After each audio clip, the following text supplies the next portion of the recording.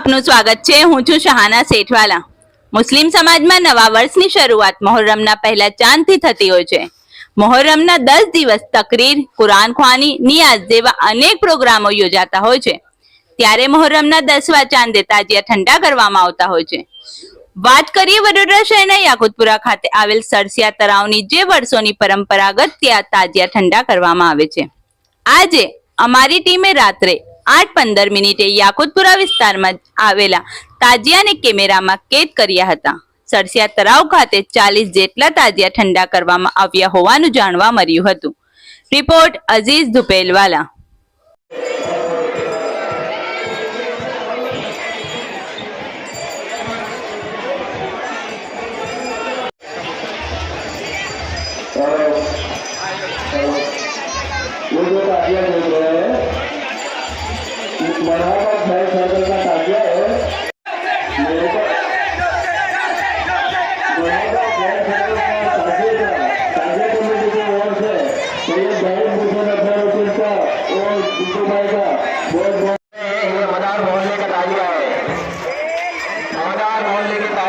नौजवानों का बहुत ताजिया कमेटी की ओर से बहुत बहुत इस्तेमाल करते हैं और धीरे धीरे करबला की जानिब आगे बढ़े।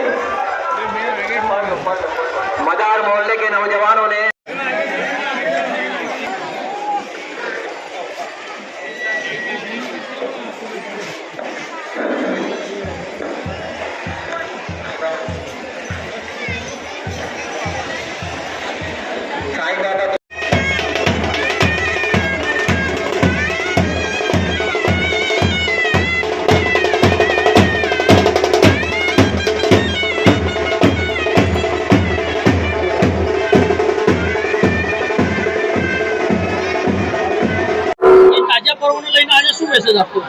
તાજિયા પર્વ એવું છે કે આજનો દિવસ બહુ કિંમતી અને બહુ મહત્વપૂર્ણ દિવસ છે। આજનો દિવસ એ મોહરમનો 10મો દિવસ, 10મો ચાંદ, જે ઇમામ હુસૈનની શહાદતનો દિવસ છે। આજના દિવસે ઇમામ હુસૈને શહાદતનો જામ નોશ ફરમાવેલો અને તેમની યાદમાં આજે સમગ્ર વડોદરા શહેર નહીં તેમજ સારી દુનિયામાં એવું કહીએ તો જગ્યાએ એમનો જે પર્વ છે એ મનાવવામાં આવે છે।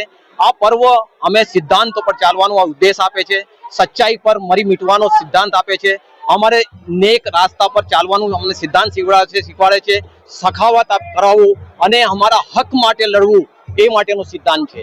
ઇમામ હુસૈનની શહાદત આજ સુધીમાં દુનિયામાં ઘણી શહાદતો થઈ છે।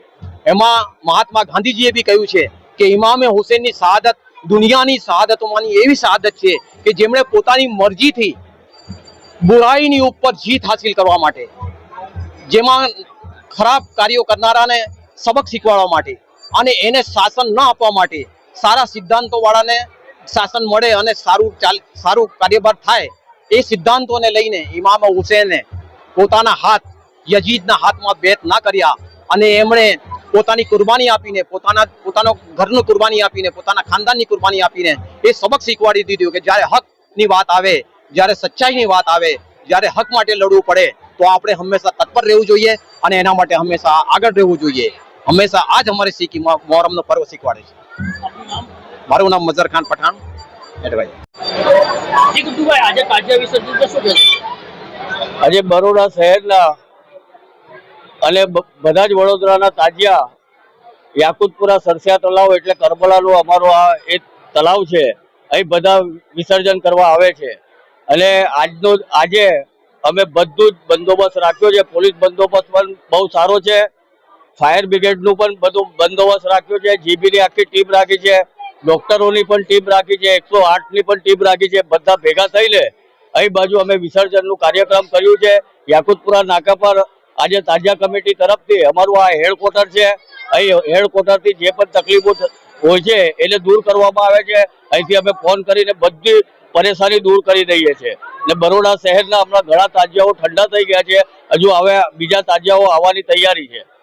તાજિયા કમિટી તરફથી પરવાનેદારોમાં તો શું આયોજન કરવામાં આવ્યું?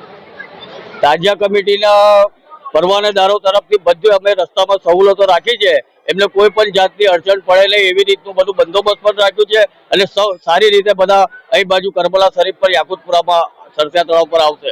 અત્યાર સુધીમાં તાજિયા કેટલા ઠંડા થયા? અત્યાર સુધી તાજિયા લગભગ 35 થી 40 તાજિયા આવી ગયા છે અને અમે વિસર્જન કરી નાખ્યા છે. તાજિયાના પરવાનારો શું મેસેજ આપો? તાજિયાના પરવાનેદારોને બહુ સારું મેસેજ આપીએ છીએ અમે કે બહુ સારી રીતે અમુક તાજિયાના બધા માણસો વેલા આવી ગયા છે અને લો એન્ડ ઓર્ડરનું પાલન કર્યું છે અને બહુ સારી રીતે બધું સવલતો કરીને બધા આવી ગયા છે. આપનું નામ? મારું નામ છે બરોડા શહેર તાજિયા committee AM Kadri, vice president. ઘંટી છે તેમને ક્લિક કરો જેથી અપડેટ ન્યૂઝ તમારા સુધી પહોંચી શકે.